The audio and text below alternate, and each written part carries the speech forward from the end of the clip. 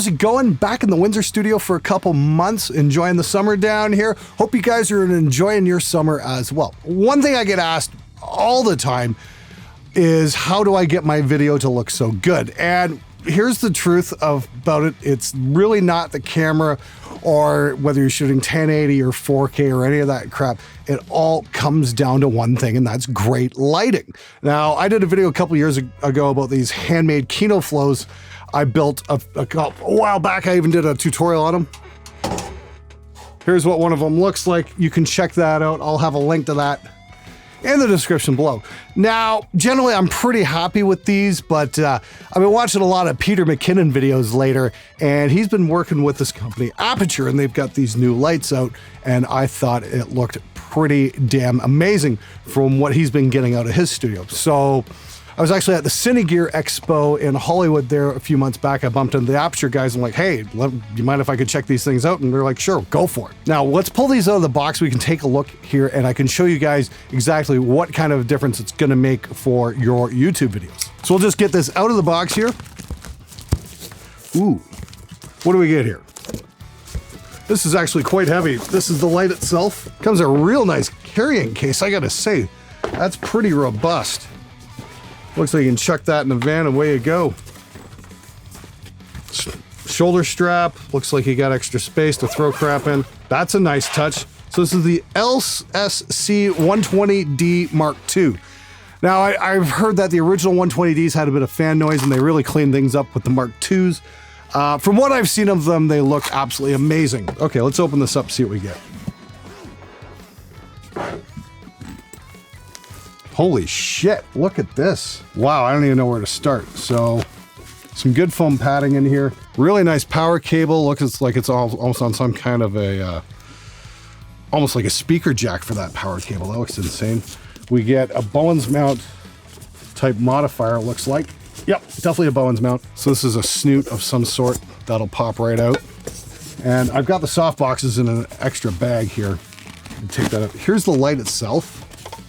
It's not too heavy. This is the 120D2. See, great big heatsink on the front. Big fan on the bottom. Hopefully it's lower rotation, shouldn't pick up any noise. I got my low noise PC in the background. I can't expect it to make much more noise than that. And just a nice, easy control for locking down the yoke. That's super cool. So it looks like we've got a very simple mount here for this. It's just pull this tab back and then just twist, rotate, and away we go. So just don't touch the bulb. You should be good. Like I said, I'm loving the carry case here. This is really heavy duty. Holy smokes. So you can chuck that in your van and you're not going to have to worry about dumping it or dropping it or anything like that, because it's definitely not going to hurt anything. And here's the control system for it. Takes a V-Lock battery on the back, so that's pretty awesome as well in case you want to battery power these things. And brightness control and intensity, fan controls. Oh, and you can group these things too. So that's pretty sweet. And it's got a nice handy dandy strap on it so you can like hang this off your light stands or what have you. Pretty neat. I can't wait to plug this in, try it out, and show you guys just what kind of a difference it makes. What do we got here? Another power cable, very good. You get a remote with a battery included. How awesome is that? I gotta say, this is a big step up from my handmade Kinos that I put together for not very much money. Yeah, definitely looks to be made to be very roadworthy. Can't wait to get these on the stands and try them out. Now, for those of you guys who are asking, yes, I do pro audio and recording and guitar stuff and all that, and it's basically a music show, but I do like to do the occasional lighting and camera gear video as well, just to show you guys what I'm working with. And I've been shooting with the GH5 for the last couple of years, but I thought maybe a lighting improvement in the room might be pretty cool. Anyway, I'm gonna pull the soft boxes out here in a second. We're gonna take a look and see what we get there. Okay, this looks interesting. Got two of them. Nice. Might need to. Okay, so nice double box. Let's take a look here. See, look at one of these. See what we get. Seems to be very well boxed. Looks to be pretty cool. Again, another one of these beautiful cases. Look at this. Wow. Now that's fantastic. Look at this. That's just great. Let's open it up and see what we get. Gotta say, Aputure, you're not gonna know the park with these cases. Oh, here we go. Yeah, this is the one I was hoping to get too. This is great. This is the circular softbox. So this is the Dome 2. This is supposed to be like a super quick assembly softbox. I'm just wondering how much space is going to take up here in my very limited space room. Looks like it might be a bit. We'll see. Let's move this out of the way. Maybe I can get this open. Okay, that's pretty freaking cool. I have no idea how the hell I gotta fit it in here, but we're gonna have to figure it out. The end result here would be to maybe take the lights off the floor and mount them up on the wall, because apparently these are gonna have enough throw, or at least be able to suspend them from the ceiling at some point. Yeah, it's supposed to be a really easy to assemble softbox. I'm not sure how it goes here. Apparently all we need to do is flip these out like so. Boom, and there we are. We got ourselves a nice dome softbox. I still don't know how the heck I'm gonna, make space for these in this room, but I'm sure I'll figure it out. Then internally, of course, we've got, okay, that seems to be a strap of some sort. And we've got, right, the internal parts for the softbox. So this is gonna soften things up huge. Okay, so we're gonna do what I'm looking forward to now is the magic trick part of the episode, is where we swap out the lighting from my handmade Kinos to the Aputure lights. So I'm gonna snap my fingers and we'll see what happens. 3, 2, 1. And we've got the new light in place, and Crom's balls, what a difference. Wow.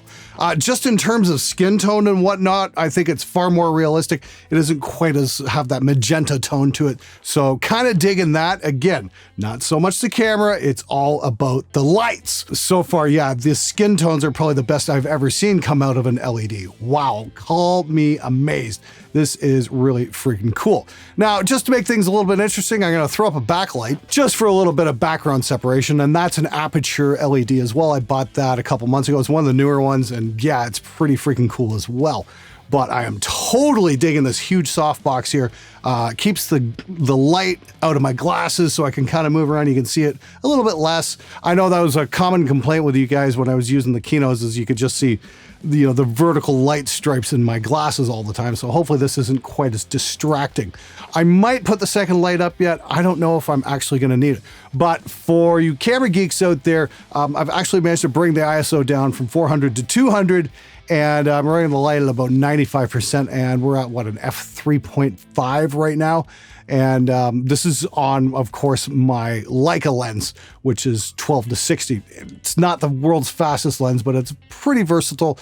And the results I'm getting, I gotta say, I'm very happy. Also gotta note, there's been a bit of a color shift as well. The Kinos were rated for 5500, but they actually ran the camera at 5300K, whereas this is rated for 5500K and actually looks like 5500K. And not bad at all. I'm gonna do an actual proper gray hard white balance test and see where I'm at in just a sec. All right, so now I've white balanced the camera with my gray card target and should be getting quite accurate color now. So far, from what I've seen on the screen, it looks pretty damn impressive. I just like to say thank you so much to Aputure. I'm definitely gonna be looking forward to tweaking these things out over the next few weeks in this room and just seeing what kind of results I can get. But so far, even with one light, I think it's really freaking cool. It's really dramatic looking, and I can't wait to shoot some more stuff with it. So you guys want to find out more about the lights themselves, you can check out the link in the description below. They're the Aputure 120D Mark IIs. Definitely cool. Getting just the tiniest bit of fan rumble off them right now. But I really can't see that being all too distracting if you're using, say, Isotope RX noise removal, because it's just absolutely phenomenal.